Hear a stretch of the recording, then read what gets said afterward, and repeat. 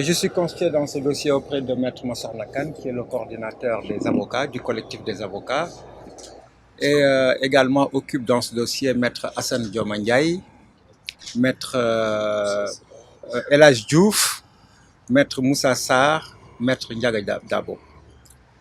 Très rapidement, nous avons tenu aujourd'hui à faire cette conférence de presse en raison de la particularité de ce dossier. Ce n'est pas très usuel, très courant pour des avocats de commencer un dossier social par une conférence de presse. Mais la gravité de l'acte qui est posé par la pharmacie Guigon, ou tout au moins par le propriétaire de la pharmacie Guigon, nous impose quand même d'adopter cette stratégie.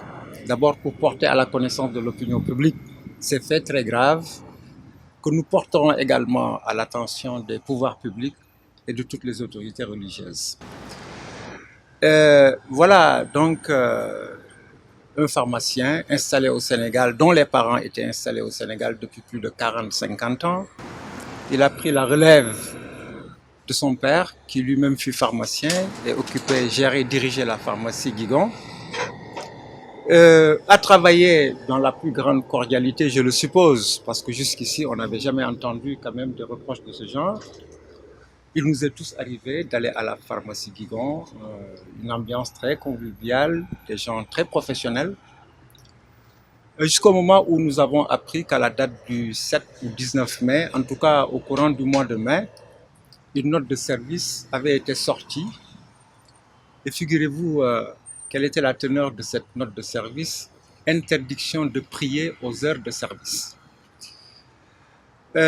S'il est vrai qu'il appartient à l'employeur d'organiser le service, il n'en demeure pas moins que les travailleurs ont quand même un certain nombre de droits et libertés, parmi lesquels la liberté d'exercer son culte.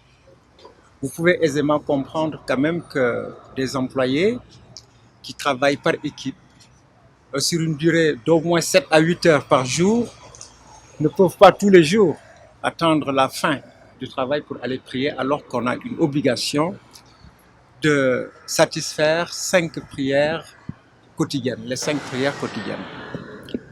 C'est donc justement pour trouver un apaisement que ces travailleurs ont essayé de se rapprocher de la direction pour lui expliquer qu'ils pouvaient essayer d'aménager des temps de prière à raison de 5 minutes par employé, ce qui leur permettrait peut-être de pouvoir faire fonctionner, exercer en tout cas de la manière la plus parfaite leurs attributions, le travail qui leur est dévolu.